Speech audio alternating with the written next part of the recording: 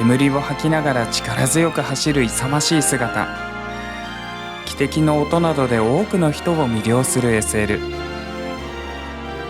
今回は JR 山口線の新山口駅から津和野駅まで走る SL 山口号の旅を通じて、美しい景勝地や名所を紹介していきます。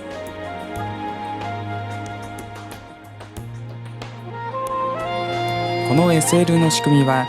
蒸気の力を利用して動輪を回転させることにあります。機関室でくべた石炭の熱がボイラー内で蒸気を作り、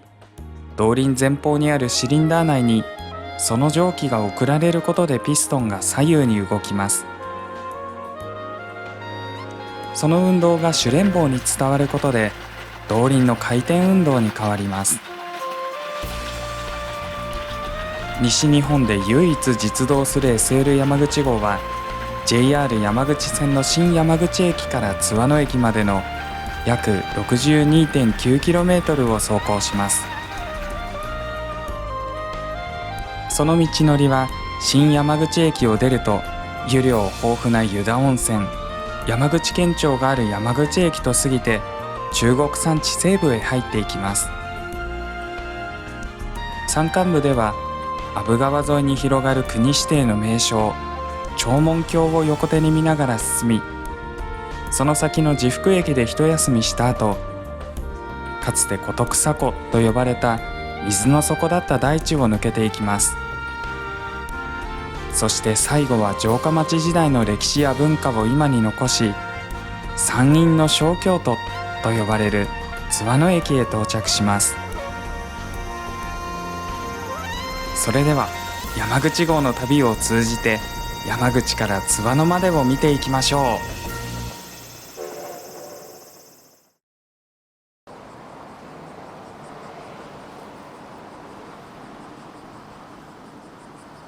今回の旅の出発点となる新山口駅です。駅前には漂白の俳人種田山頭火の像や蒸気機関車を象徴する動輪が展示されています。商店街のマンホールには種田山頭火の句と SL が描かれており、駅周辺の風景にも趣があります。また周辺には鉄道とともに栄えた町の歴史を学べる小郡文化資料館や山頭火が暮らした御中庵を復元した建物などもあるので、地域の歴史に触れてから散策するのも良いかもしれません。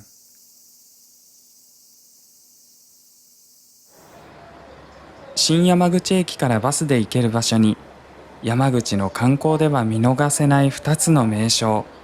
秋吉堂と秋吉台があります。まずはこの素晴らしい2つのスポットを訪れてみましょう。新山口駅からバスに揺られて約40分で秋吉堂のバス乗り場に着きますが、そこから1キロほど商店街を歩いた先に秋吉堂の入り口はあります。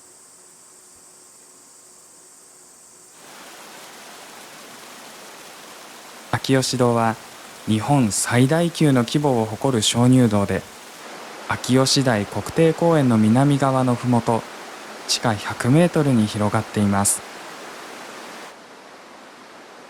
道内の観光コースは約 1km ですが、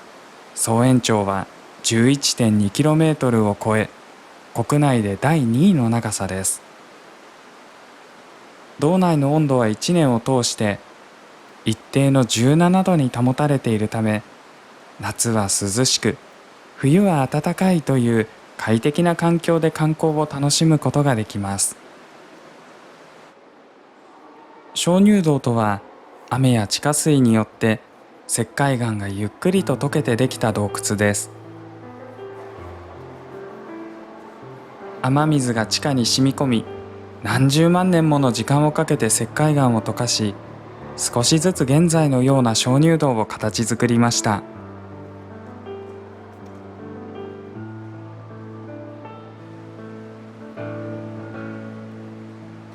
秋吉堂の中で最も有名な名称といえるのが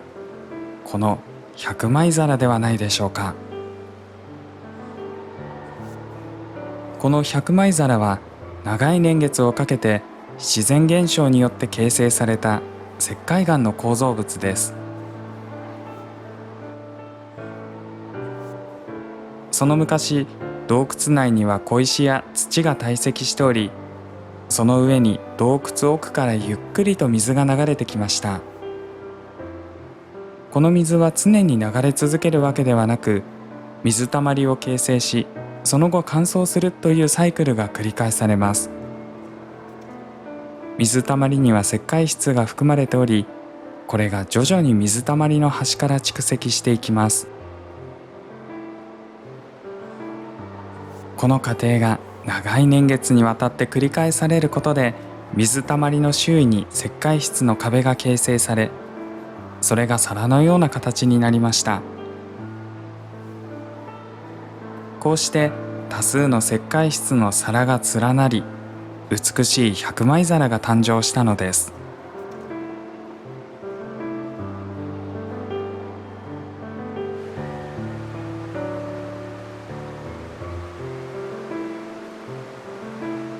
この山のように盛り上がっているのが道内富士。富士山が山頂を雲に隠しているような姿に見えるところから、このような名前が付けられました。道内富士は最初に天井から崩れ落ちた岩石や石ころの上を石灰を含んだ地下水が流れ、結晶化して覆われました。こうして裾の部分が出来上がり、その頂上部に石筍が発達し、天井まで届いてこのような姿になったのです。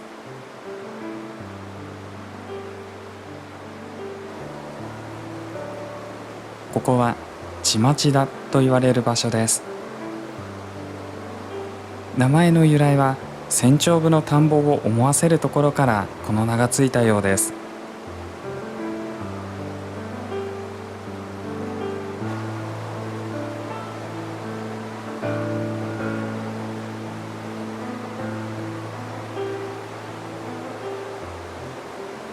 この水中には1センチほどの白く透き通ったアカツカメクラヨコエビという甲殻類が生息しています。秋吉堂は日本三大鍾乳洞の一つですが、他の龍泉洞や龍河洞と比べると、その特徴は空間の広さにあると言えるでしょう。広大な空間はまるでホールのようで、鍾乳洞であることを忘れてしまうほどです。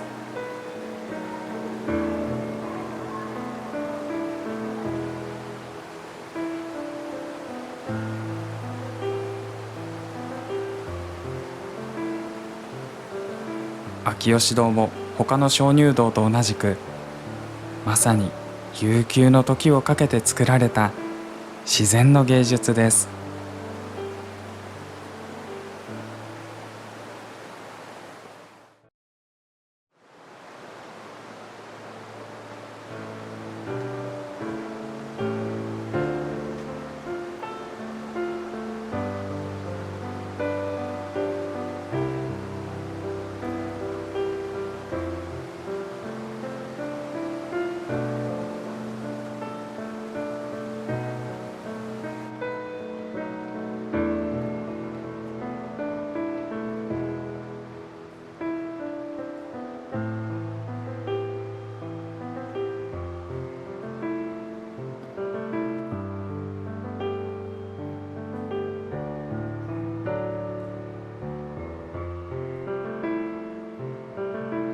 この天井の上にはとても興味深い景色が広がっています。地上を見てみましょう。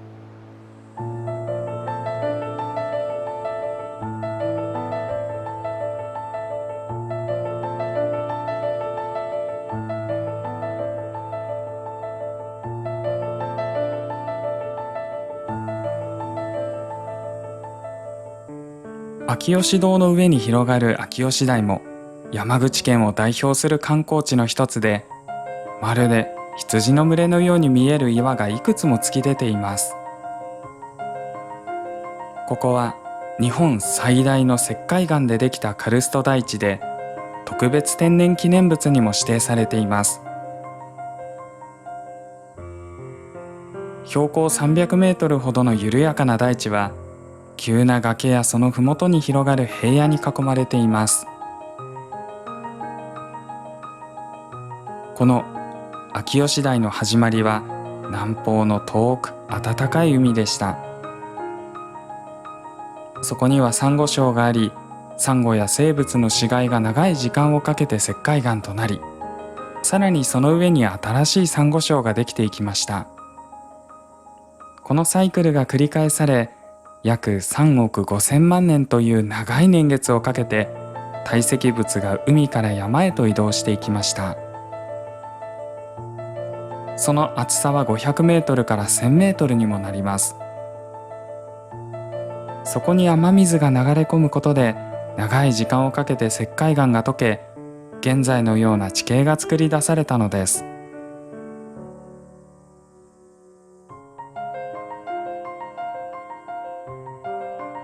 大地のあちこちに地面がすり鉢状にへこんでいる場所が見えます。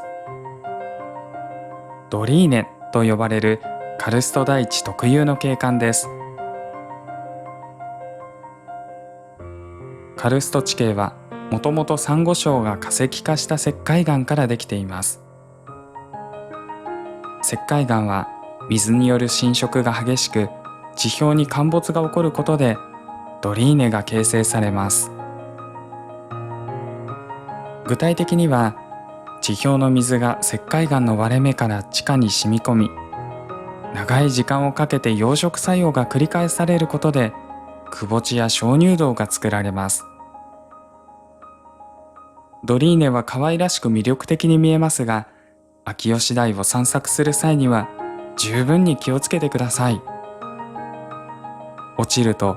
真っ暗で底が見えないほど深く、上がってくることは困難です。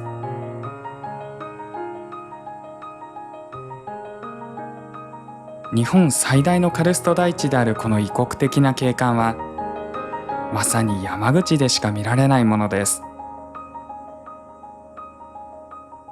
この後は秋吉台展望台に行ってみましょう。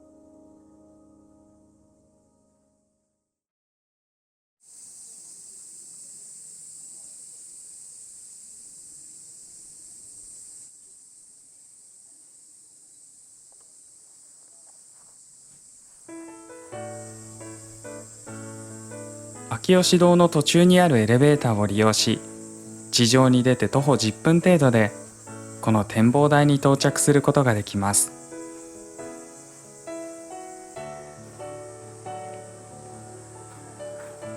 円形の2階展望部からは360度の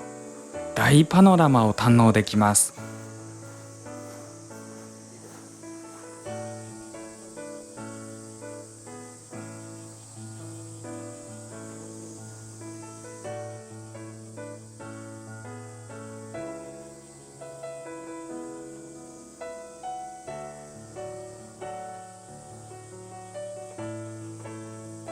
展望台からは変化に富んだ石灰岩の高原と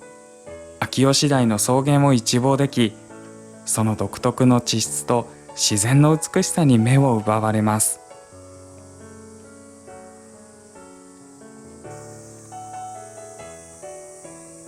エレベーター口から再び秋吉堂に入る際、入場券を提示することで再入堂が可能です。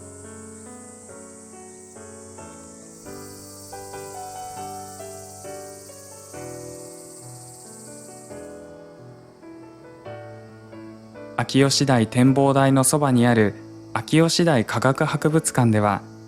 秋吉台、秋吉堂の自然や成り立ちを詳しく知ることができます。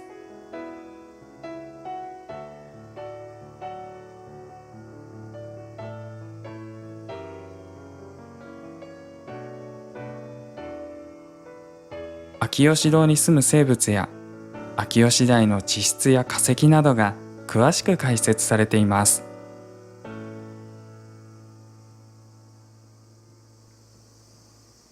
秋吉台を訪れたら、まずこの施設を訪れると、秋吉台をより深く理解できるでしょ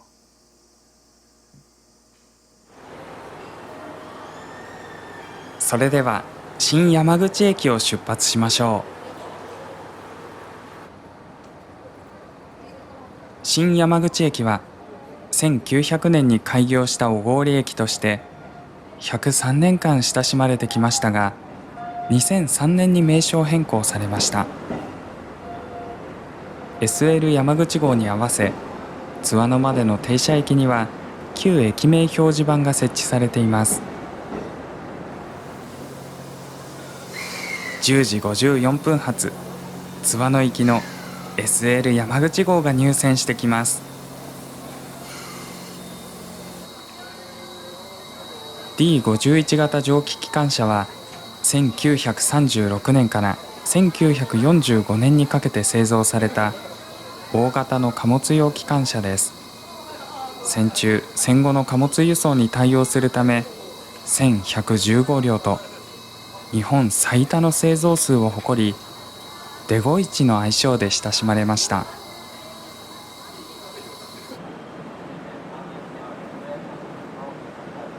デゴイチが牽引する35系客車は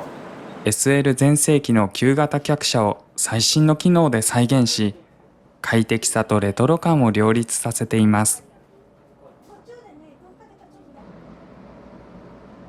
最後尾車両は展望デッキを備えたグリーン車となっています。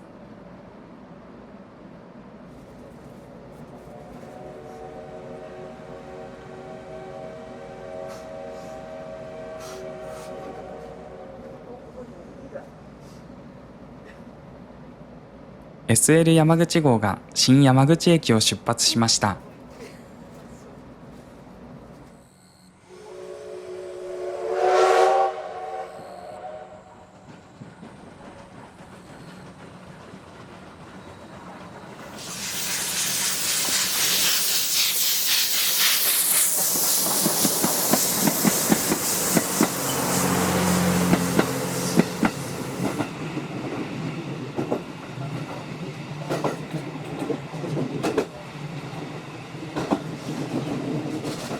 新山口を出て15分ほどすると、最初の停車駅である湯田温泉に到着します。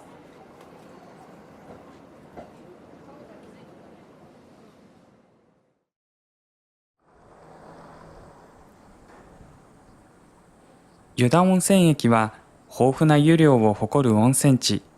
湯田温泉の玄関口です。駅には湯田温泉のシンボル、白虎のモニュメントが設置されています。その昔、怪我をした白虎が傷を癒していたという伝説から、白虎の湯とも呼ばれています。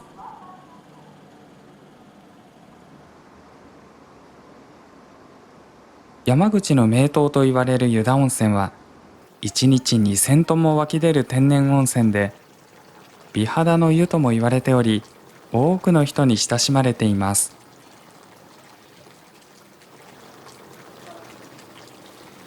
温泉街には気軽に楽しめる足湯が数カ所設置されており、訪れる人々を癒しています。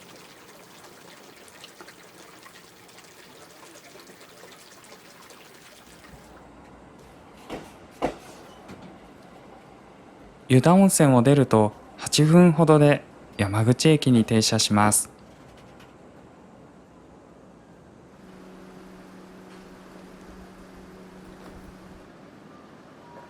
JR 山口駅。ここから3.5 キロの場所にある有名な日本庭園、上永寺雪舟亭を見に行きましょ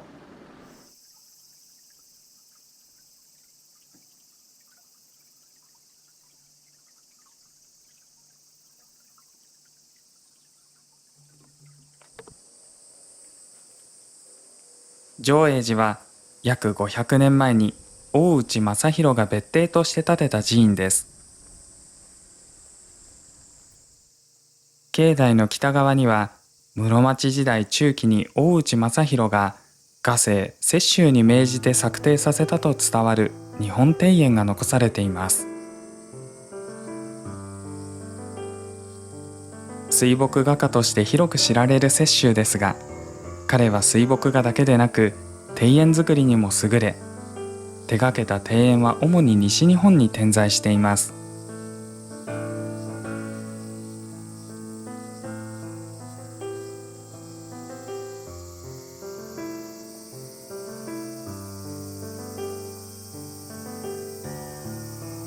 浄永寺の庭園はその代表的な一つで、伊光寺、満福寺、旧亀井志望庭園とともに雪舟四大庭園として知られています。この庭園は大正15年に国の史跡及び名勝に指定されました。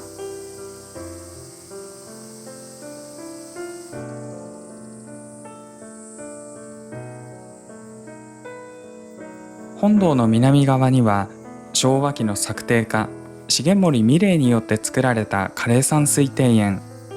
南明庭があります。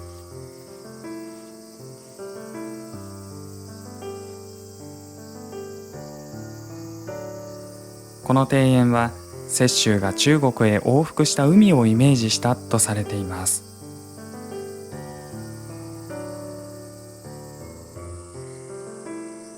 雪舟は室町時代を代表する水墨画家であり禅僧でもありました。幼少期には報福寺で涙でネズミを描いたという逸話が残っており、その才能は早くから際立っていたと言われます。後に京都の聖国寺で修行し、大内氏の庇護を受けて周防に移った後、中国へ渡って水墨画を学び、画聖として名声を高めました。帰国後も創作活動を続け、日本独自の水墨画様式を確立し、数々の傑作を生み出しました。最大級の規模を誇る雪舟庭と重森美玲による庭園が同時に楽しめるここは、ぜひ訪れておきたい場所の一つです。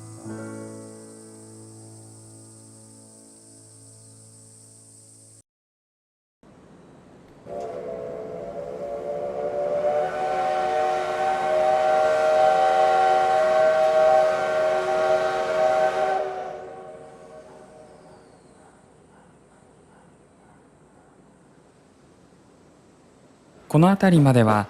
山口市の人口集中地区を走っていたため、マンションや住宅が多く見られましたが、この先の宮野駅を過ぎると列車は山間部へと入っていきます。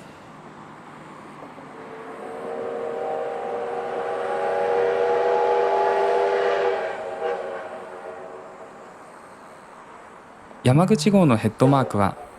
山口県の特産である夏みかんを象徴する鮮やかな黄色を基調とし、県の鳥として指定されているナベヅルがデザインされています。昭和54年の運転開始以来、一度も変わることなく SL 山口号のシンボルマークとして多くの人々に親しまれ続けています。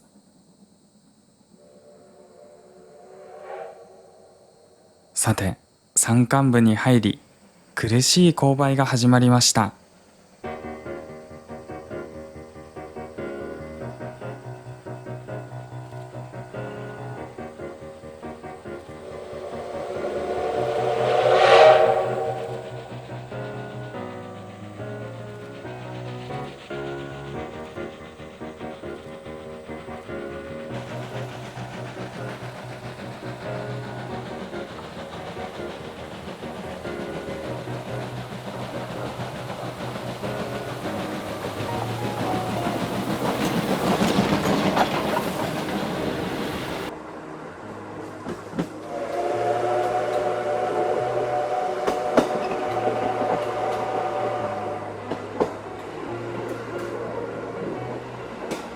山口駅から篠目駅にかけてはおよそ250メートルの標高差があり、次の仁保駅から篠目駅は急勾配が連続する山口線屈指の難所です。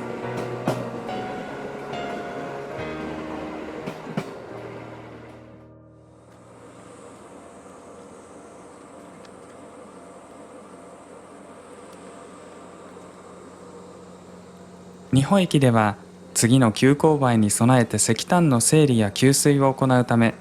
停車時間は約5分と他の駅より長くなります。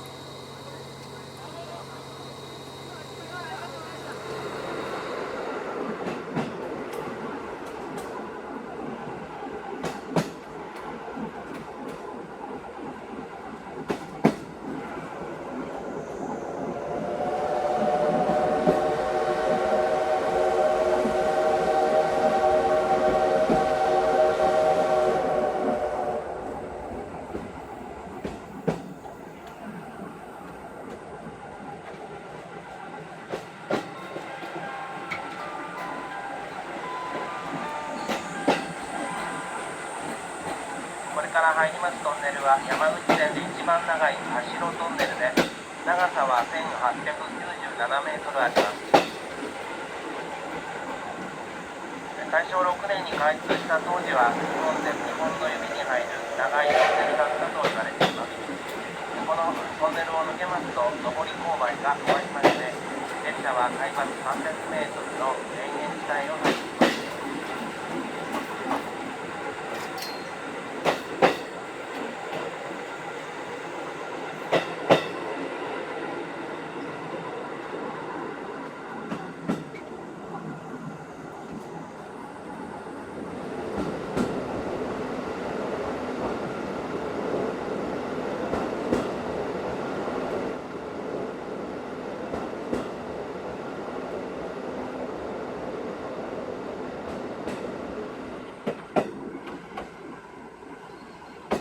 田代トンネルを抜けた山口号は、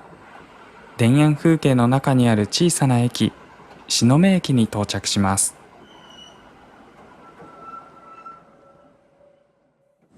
この篠目駅には、かつて蒸気機関車に水を補給するために利用された給水塔や、腕木式信号機が鉄道遺構として現在もその姿をとどめています。山々に囲まれたこの場所は、山口線の中で汽笛が最も美しく聞こえる駅です。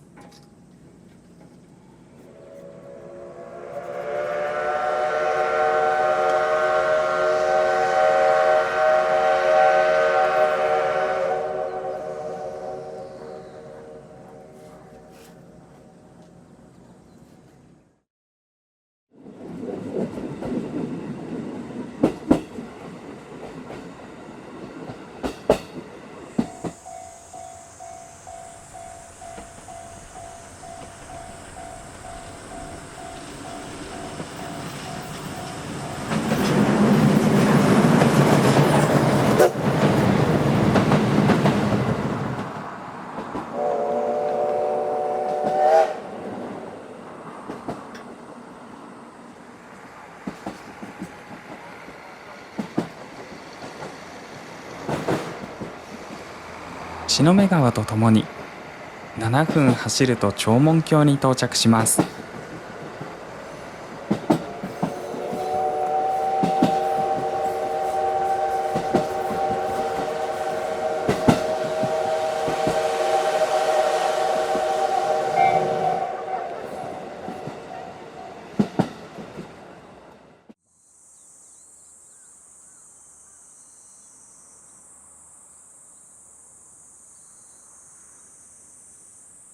長門峡駅は山あいに立地するこじんまりとした無人駅です。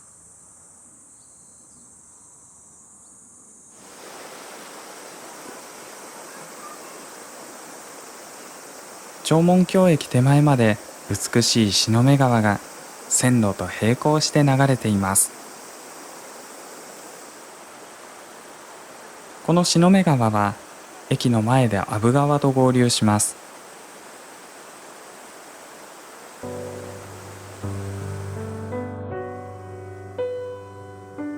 ここから約5キロにわたり始まるのが長門峡遊歩道です。長門峡は山口県を代表する渓谷で、1923年に国指定の名勝となった景勝地です。萩市から山口市にまたがる阿武川沿いに広がる渓谷で、長門峡という名称は萩出身の日本画家であり地質学者の高島北海によって命名されました。この渓谷には奇岩や滝、深淵などが点在し、春は山桜、夏は新緑、秋は紅葉、冬は雪景色と四季折々に変化する自然が訪れる人々の心を癒してくれます。特に秋の紅葉は有名で、11月上旬から中旬にかけて色鮮やかな紅葉が渓谷一帯を染め上げます。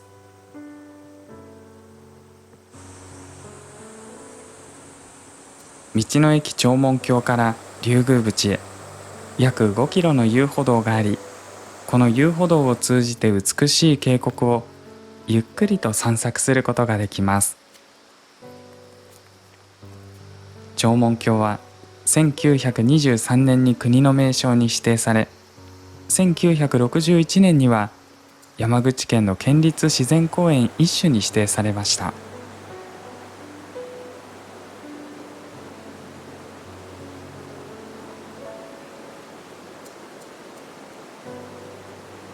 道の駅から約30分の千瀑道港は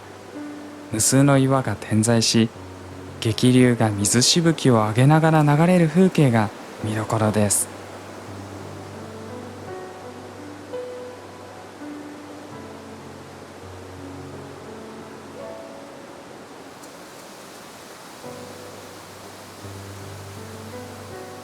終盤にあるもみじ橋は急流をまたぐ美しい吊り橋です。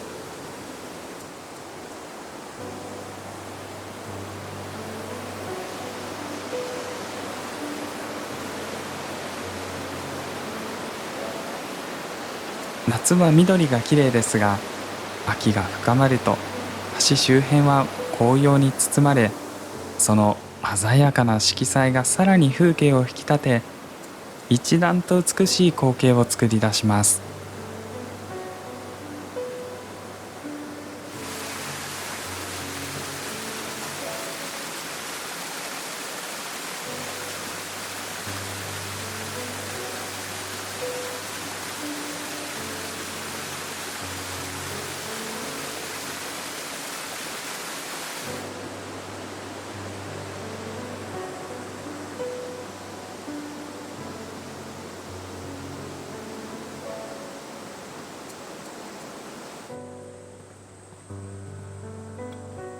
長門峡遊歩道のほぼ終着点には、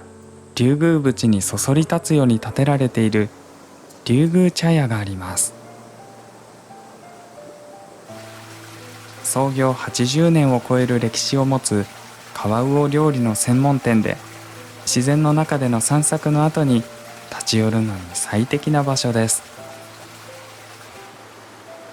ここでは阿武川の支流の清らかな水で育てられた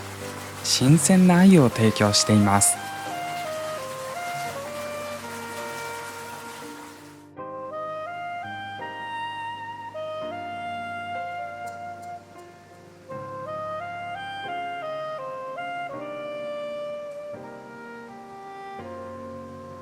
龍宮茶屋の鮎料理は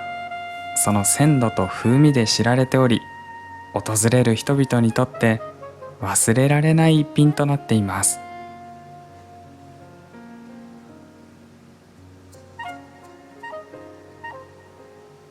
長門峡の美しい景観とともに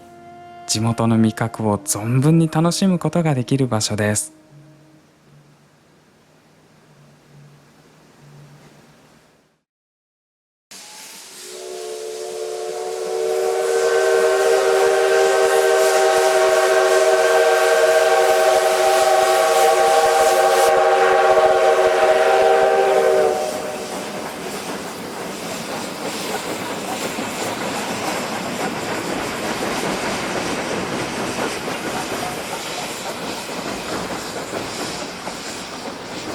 長門峡を出ると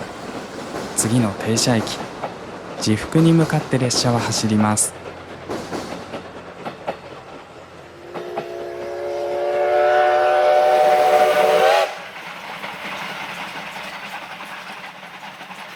この D51-200 号機は1938年に鉄道省浜松工場で製造されました。第二次世界大戦中には浜松駅構内で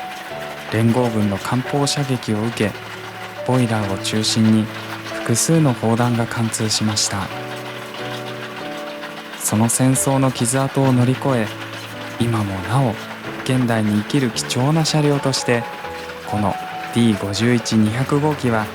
山口線で多くの人々に喜びと感動を運び続けています。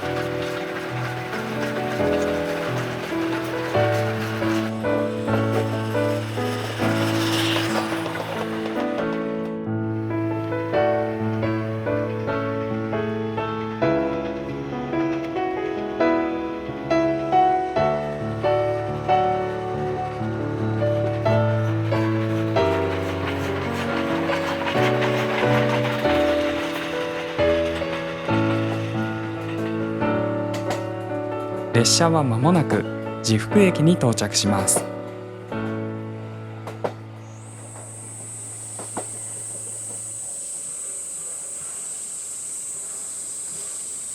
新山口を出発してから約1時間半、山口号は治福駅に到着します。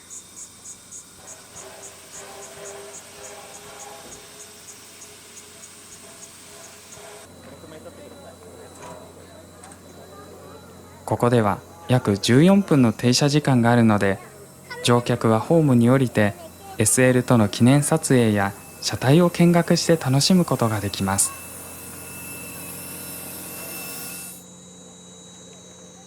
のどかな風景の中に佇む黒い SL の姿は、この旅の大きな魅力の一つです。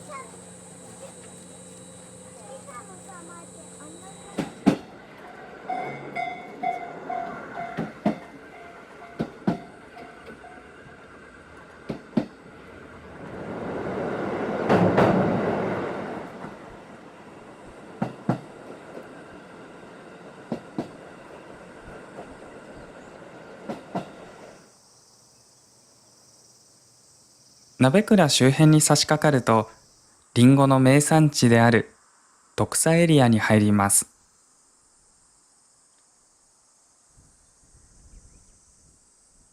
この地域にはたくさんのリンゴ園が集中していて、1万5,000本以上のリンゴの木と30以上のリンゴの品種があり、その規模は西日本最大級です。四方を山々に囲まれた美しい風景が広がり、山口県の中でも特に寒さが厳しい地域です。徳佐リンゴは温暖な気候の影響で糖度が高く、国内の有名産地のリンゴに比べて特に甘さが際立っているのが特徴です。その豊かな甘みと程よい酸味のバランスが多くの人に親しまれています。リンゴの収穫シーズンは8月中旬から11月で、中でも群馬名月と言われる品種はあっという間に売り切れてしまうようです。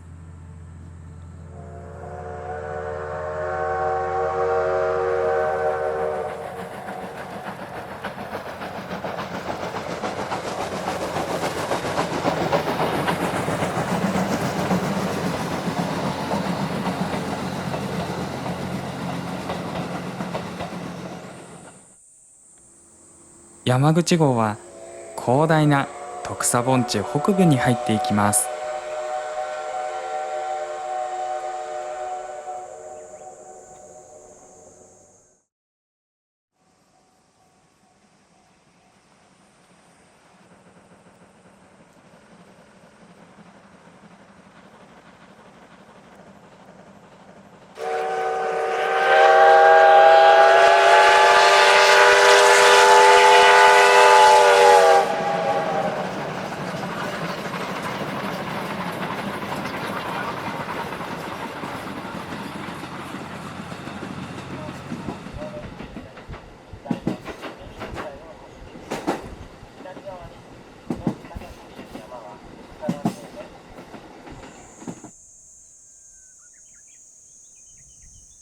かつてこの周辺は湖の底でした。数十万年前、野坂山などの青の火山群が噴火し、川がせき止められて琴草湖という大きな湖ができました。やがて湖は長門峡を通って北東へ流れ出し、干上がったことで現在の徳佐盆地が広がる地形が形成されました。この広大な徳佐盆地に位置する阿東地区は、山口県内でも有数の米どころとして知られています。標高約300メートルの高冷地で、冬には雪が降り、雄大な山々から流れ来る雪解け水に恵まれたこの地域は、稲作に理想的な条件が整っています。また、昼夜の気温差が大きいため、甘みのあるおいしいお米が育ちます。こうした自然環境の中で作られる阿東米は、山口県内でもトップクラスの美味しさを誇ります。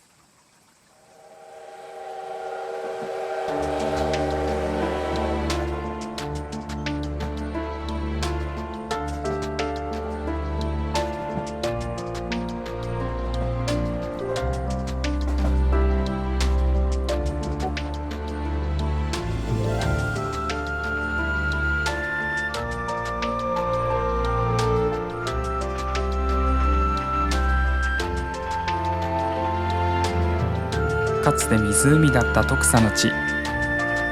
今は緑豊かな田園地帯を山口号が駆け抜けます。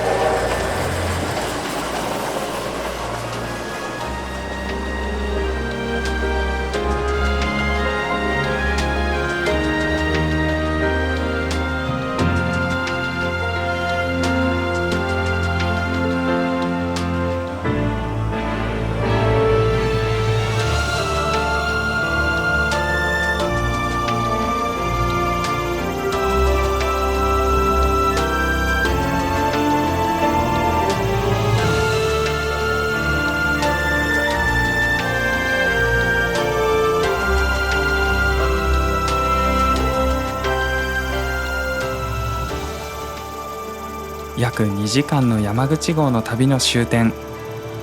赤褐色の石州瓦が美しく並ぶ津和野に到着しました。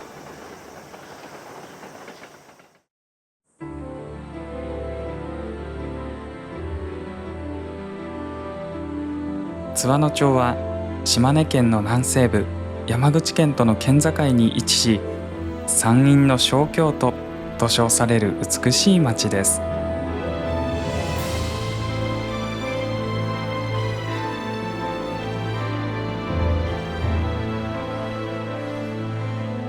町内の建物には赤褐色の美しい石州瓦が多く使われています。この石州瓦は石見地方を中心に島根県内に広く分布しており、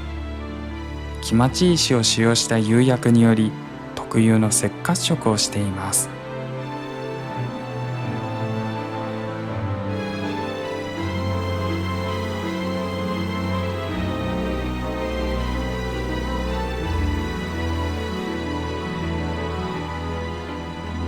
町内を歩くと、白漆喰と生小壁で仕上げられた土塀が連なり、江戸初期に形成された城下町の風情が感じられます。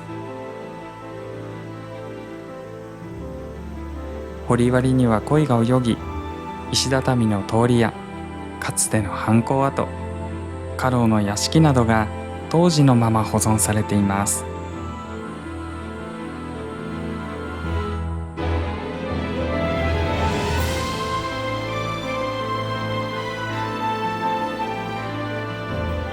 また津和野はかつて長崎から送られた潜伏キリシタンの殉教地でもあったため、城下町の古い町並みに西洋ゴシック建築の建物が混在しています。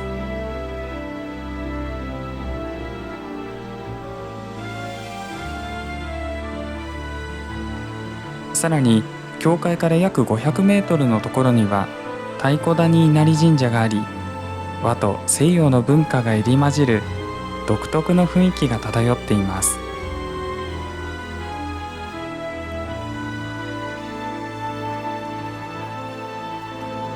また毎年7月には国指定重要無形民族文化財の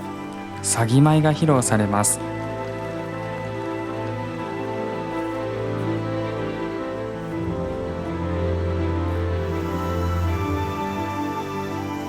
それでは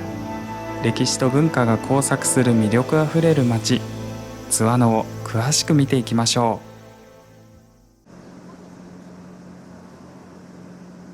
う。 JR 新山口駅から山口線を約2時間かけて走ってきた SL 山口号が終点の津和野駅に到着しました。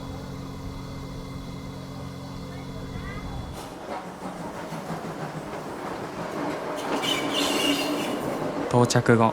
蒸気機関車は水や石炭の補充や点検のため転車台に向かいます。転車台広場に行ってみましょう。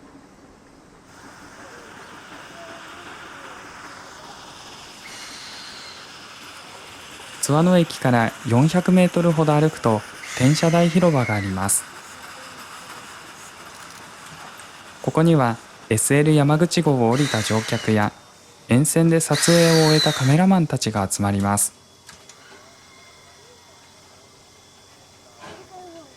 転車台に入る前、職員は線路の角度を入念に確認します。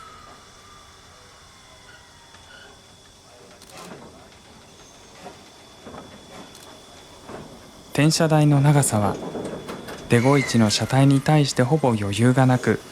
正確な作業が求められます。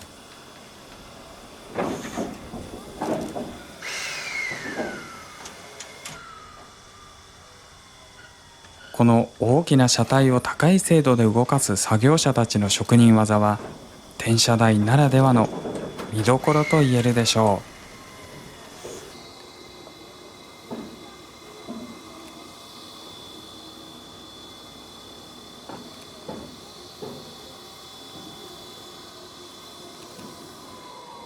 転車台で回転した後は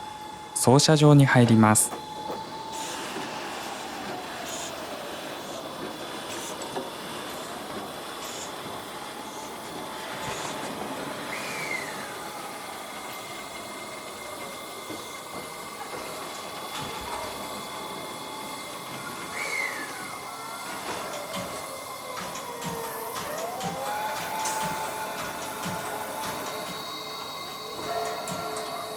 ここで水や石炭の補充が行われ、折り返し運転のためしばし休みます。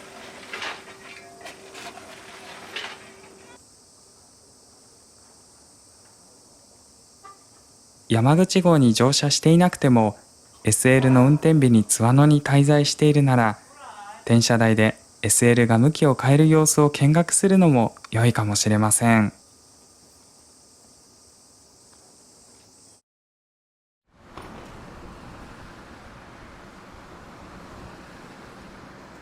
この津和野駅は開業から100年以上の歴史を持ち、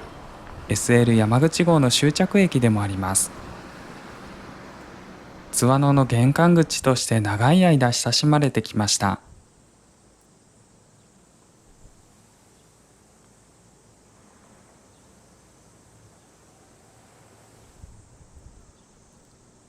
この津和野町は津和野根弱百景図を歩くというストーリーで日本遺産に認定されています。この百景図をよく知るためにとても良い場所があります。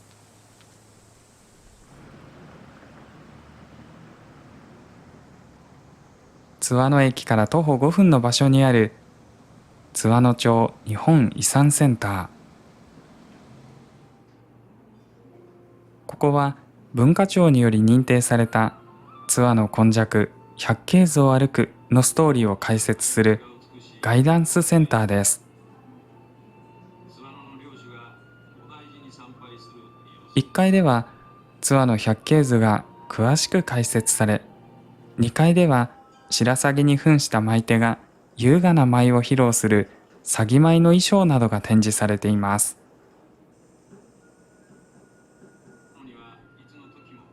館内は津和野百景図を通じて津和野町の旅をより興味深く楽しめるよう工夫されています。百景図には鷺舞や藩校養老館などの無形有形の文化財が描かれており、桜や紅葉の名所など風光明媚な地も数多く登場します。また鮎やイノシシ、松茸、山菜などの食にまつわる絵も描かれています。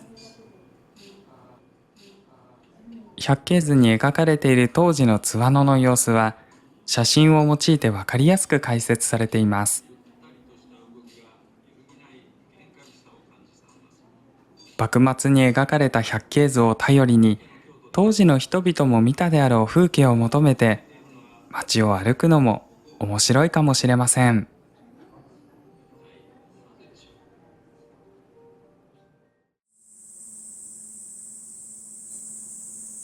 太鼓谷稲荷神社から少し下ったところに津和野城跡へ行くことができる城跡観光リフトがあります。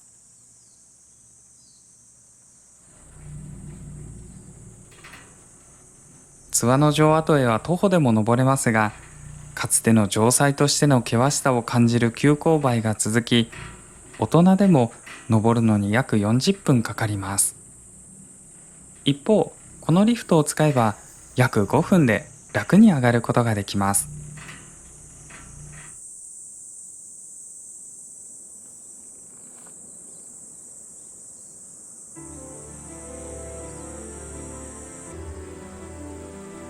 リフトを降りてから15分くらい歩くと本丸跡に着きます。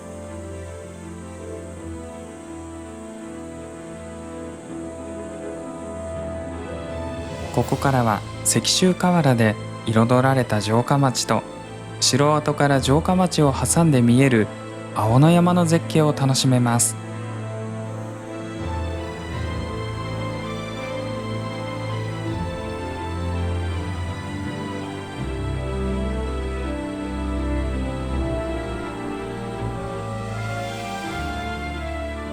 津和野城跡は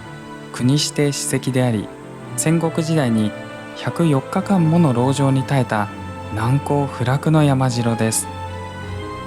櫓は廃藩置県の際に解体されましたが、壮大な石垣は今も立派に残り、その上からは美しい城下町と周囲の山々を一望する絶景が広がります。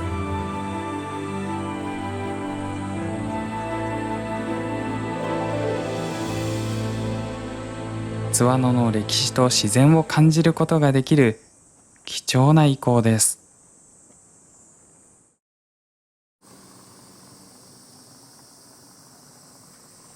津和野の中でも殿町あたりは最も古い佇まいを残しており、屋敷門や土塀は白漆喰と生子壁で仕上げられています。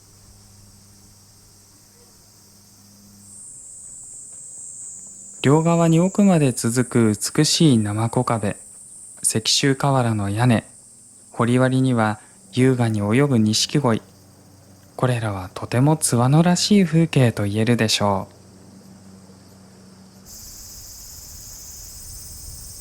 津和野大橋のたもとには鷺舞モニュメント広場があります。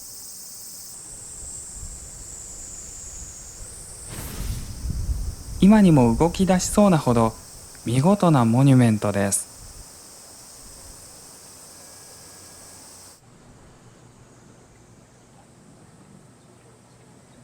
殿町通りにある藩校養老館は津和野藩の藩校で1786年に8代藩主の亀井則方によって創設されました。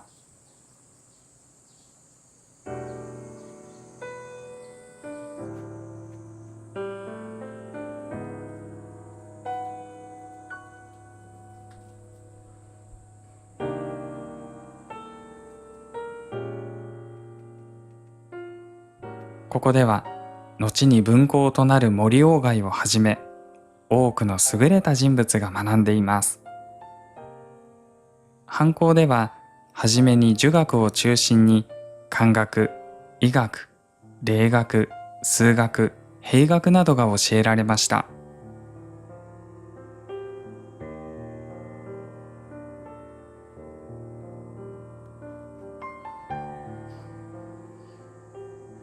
その後、武術場も加えられ、次第に文武両道を学ぶ学校として整備されました。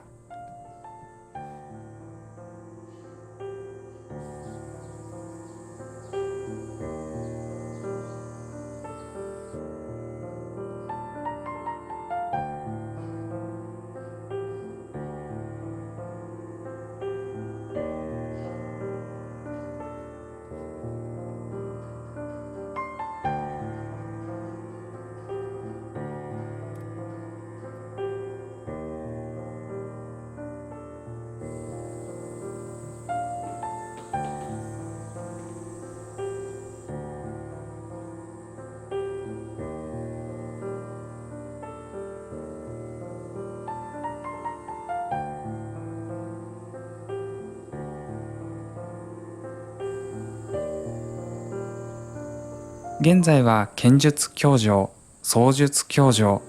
五書物蔵の3棟が残っており、この場所は昭和44年に島根県の史跡に指定されています。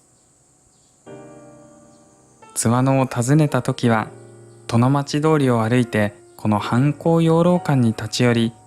当時の情景に思いを馳せるのも一興ではないでしょうか。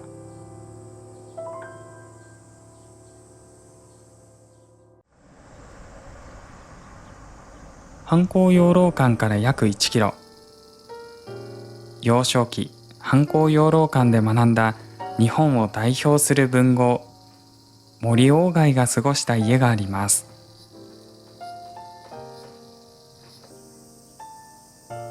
鴎外がこの旧宅に住んだのはわずか11年でした。その後、彼は再び津和野やこの家を訪れることはありませんでしたが、遺書に記された世は岩見の人森林太郎として死せんと欲すという言葉から、津和野で過ごした幼い日の生活が彼にとっていかに重要だったかがうかがえます。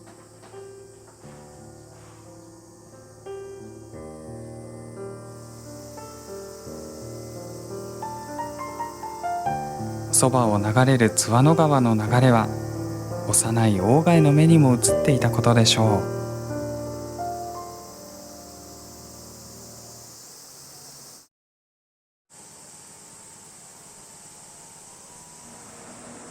津和野町の中心部から山あいに向けて約8キロ、バスに乗って約25分の場所に、かつて鉱山開発で繁栄した豪族堀氏の名園があります。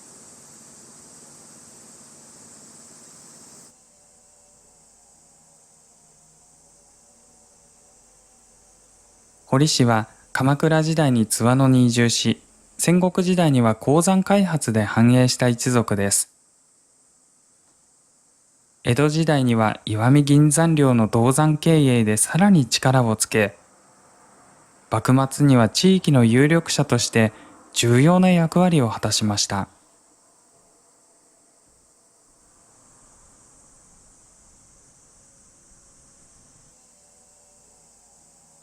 客殿の落山荘は明治30年に上棟し、同33年に完成しました。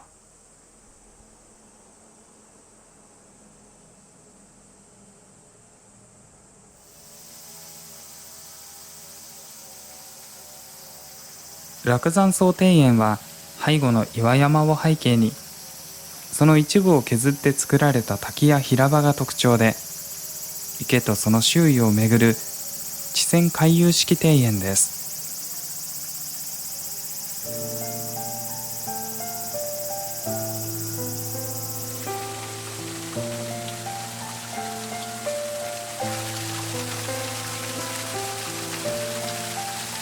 園内には数々の灯籠や13重の石塔、見事な滝岩組があり、もみじやツツジ、さつきなどの植栽が美しい景観を形作っています。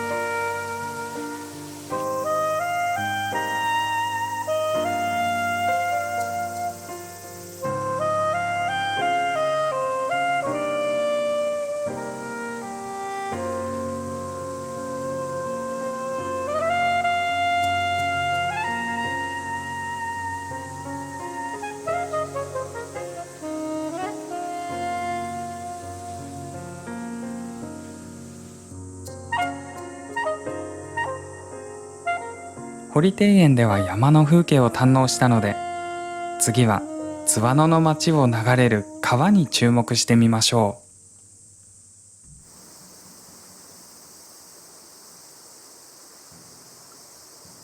う。SL 山口号は津和野駅が終点ですが、町を流れている津和野川はさらに先の日原地区で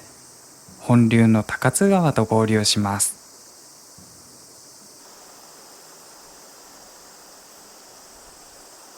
高津川は津和野町の南、吉川町を源流とし、津和野を通って益田市の日本海へと流れる清流です。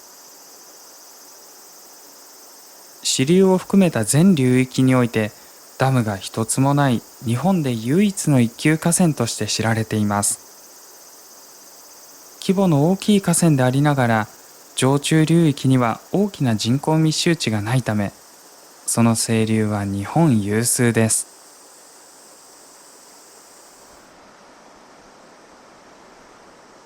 また、この高津川は鮎の川としても名高く、毎年多くの釣り人が訪れます。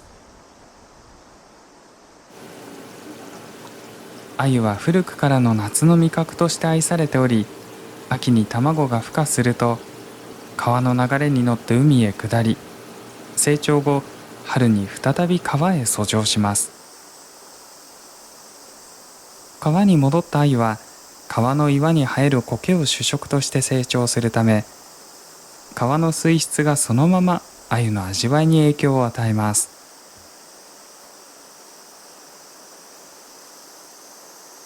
ダムのない高津川では森林から流れ出る清流が保たれ、良質な苔が育ちます。その苔を食べて育つ鮎は香り高く豊かな旨みを持つ極上の味わいを誇ります。このため高津川では毎年鮎釣りが盛んに行われ、釣り人たちはその独特な味わいを楽しみにしています。過去に何度も水質日本一に選ばれた高津川の鮎は、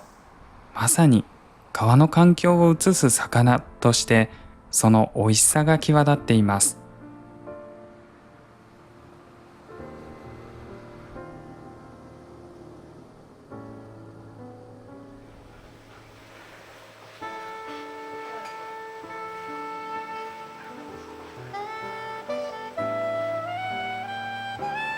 もし鮎の季節に津和野を訪れる機会があれば、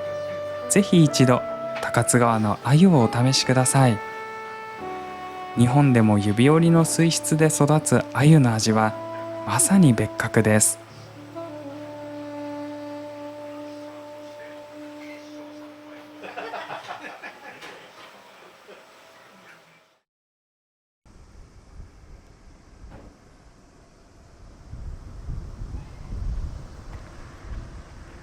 津和野駅からすぐの場所に、漆喰の白壁に石州瓦を吹いたまるで酒蔵を思わせる佇まいの建物があります。庵野光政美術館です。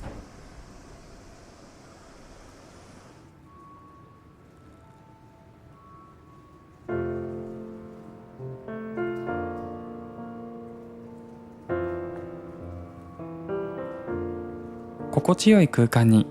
画家庵野光政の多彩な作品が展示されています。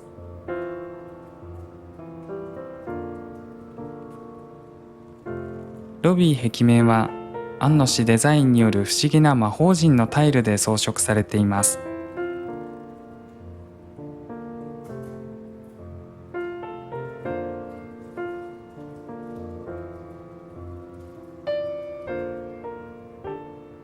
館内には思わず心が温まるような演出が随所に見られます。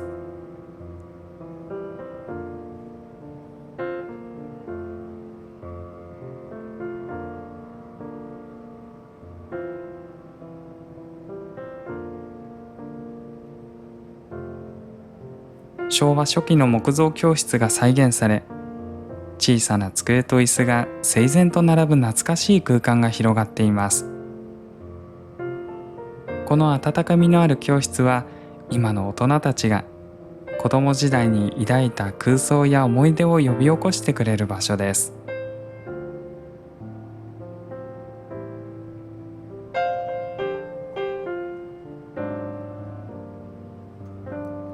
昔の教室の隣には、庵野作品や世界の絵本、美術書などを自由に楽しめる図書室も併設されています。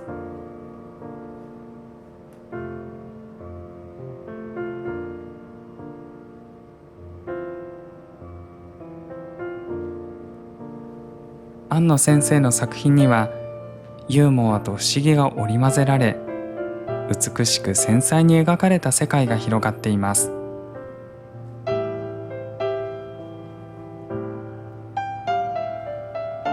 庵野先生は13歳まで津和野で暮らし、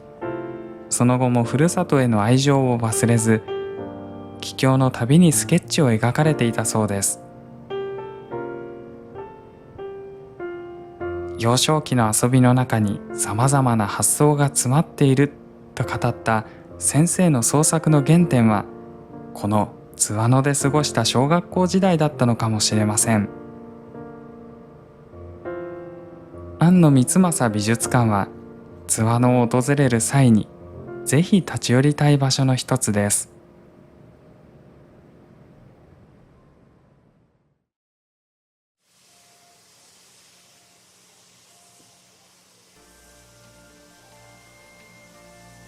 今回の SL 山口号に乗って新山口から津和野を巡る旅では、さまざまな感動と発見に出会いました。山口では日本最大級の圧倒的な自然に魅了され、歴史ある史跡や美しい名所を巡りました。津和野へ向かう道中では、 SL 山口号の力強さとともに、山深い中国山地を抜け、広がるリンゴ畑や広大な田んぼの風景に驚かされました。そして津和野に到着すると、そこにはタイムスリップしたような街並みが広がり、伝統文化や美しい自然で育まれた恵みに出会うことができました。今回の旅を通して、この地方の豊かな自然、歴史、そして文化に触れ、 SL 山口号においてはそのスケール感と力強さに圧倒されました。 SL 率いる山口号がいつまでもこの美しい大地を駆け抜け、多くの人々に夢と感動を届け続けてほしいと心から願っています。